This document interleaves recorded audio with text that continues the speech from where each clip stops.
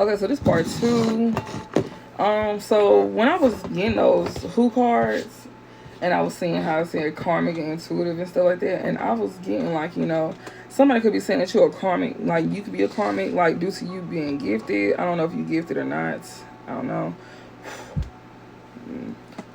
Um, but or you could just be somebody that's very spiritual. Like you could just be into spirituality if you're not gifted. But yeah, it says the unseen though, like clairvoyant guidance, whispers of wisdom. Somebody could be saying that you're delusional, like you pretending to receive like messages from like the most high them. That's what you got somebody out here saying. That's the karmic. Somebody here that you could have been dealing with for a long time. You can have it's more than one karmic that's saying this about you, but they could be calling you karmic though. But it's really them. That's karmic. So you got somebody here basically like, saying you're a perpetrator. But yeah, from the looks of it, it's like it don't look like you're not, but that's what they're saying though. But you could have somebody here that is though, that's perpetrating, that's pretending to be gifted. Okay.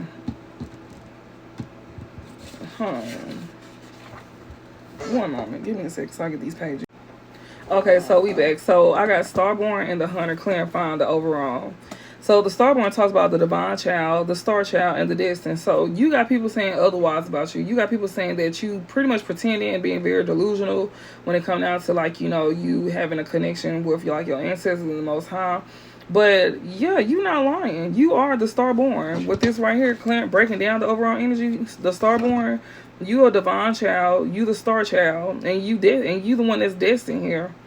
And in the upright it says, which is what it is in the upright, it says a light, trusting, vibrant, and aimed. So you somebody here that's, you very bright, very trusting, people trust you, and yeah, you somebody here that's aimed to have a lot of things. It says an elusive yet radiant aspect of the self.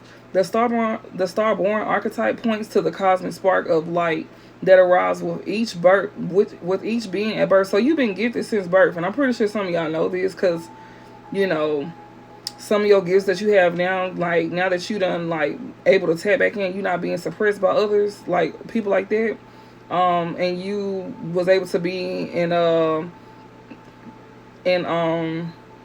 secluded, like isolated, because that's what they wanted, right? So when you isolate yourself, you able to tap back into your energy, and that's when you started to notice things. Like, and some things you just didn't understand how you knew things as well too before you was even like able to fully tap back in. Like when you was around these people, it's like you knew things. You could finish their sentence. They feel like you read their mind.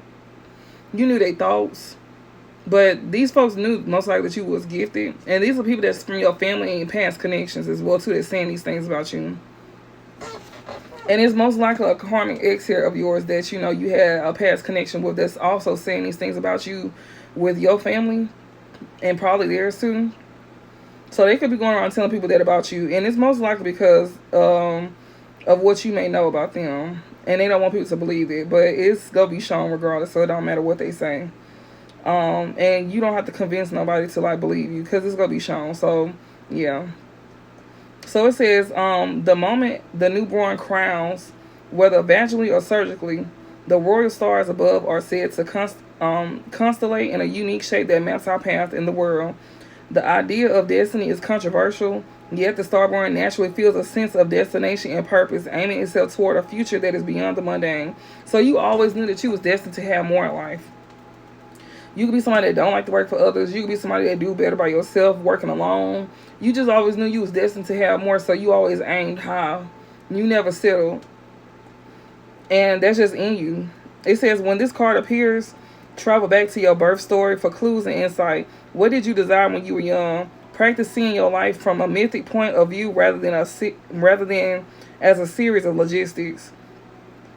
Read the story of the three fates and envision yourself born under the stars with a unique destiny. So you somebody that's very trusting, vibrant, and you aim to,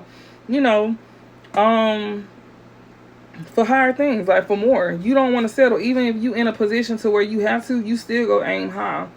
You're not going to settle for nothing. And yeah, we got the hunter here upright, the seeker, the pursuer, and the predator. So upright, it says focused, energized, respectful, and seasoned.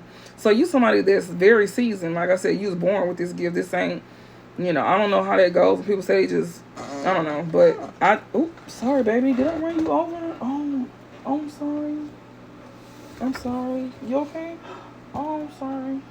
Y'all, I ran my dog over. I thought I did. But yeah, it says the seeker, the pursuer, and the predator. It says the hunter hunts. They are on a precise mission with an aim. To return some empty-handed would be to fail. To return home empty-handed would be to fail, which is not an option in the hunter's eyes. Exactly, like you not finna just settle. Like I said, it says this archetype will journey far and wide, seeking the prize that calls to his heart or stomach. Tales of bravery and feats of strength often result, creating a life full of adventure. The hunter is skillful, quick, decisive, and results oriented. Like you want to make sure you see results from what you do. So if you are a reader or something like that, or you just gifted in the nature, like you see results in your stuff. So it's like when people be sitting here speaking on you, and they know the truth, they need to make sure they speaking facts, like you do, right? Because eventually it'll be shown. That's why I said it's nothing for you to like prove, because you already know that it's gonna be results shown in the end. And yeah, so yeah, don't worry about what they say, because they gonna always talk about you. But yes, it's creating a life full of adventure. The hunter is skillful, quick, decisive, and results oriented. Like the great hunting goddess Artemis, who carries her giver upon her back, the hunter typically has a weapon of choice. When this card appears, it is critical that you ask 3 questions. What am I hunting? Why am I hunting it? Is the weapon I hold so tightly in my grip truly needed for the task at hand? Well, you somebody that's very focused, energized, respectful, and seasoned. So whatever you hunting, yeah, is very much, it's very much a reason why you you hold on to something tight here. Because if it was in reverse, then you'll be irresponsible, you'll be being violent and poaching. But you're not doing it though. Alright. So yeah, you got people saying that you're very delusional. The lover in reverse here. Look at that. And the sword in reverse. They out here lying on you. There's somebody here that you're not even connected to no more. And there's somebody here that's lying on you, basically. Pretty much. That's what this is. A lover out here lying on you. Somebody that you don't consider a lover. You know this person is a liar. People could also be knowing that this person is a liar as well, too. You and this person don't, y'all don't have a connection. And I'm going to go in with my stellar visions as well, too. I'm being guided to pull from there. We got Trine. Yeah, you letting things come in with ease. Oneness. Yeah, you somebody that's very much, you feel whole.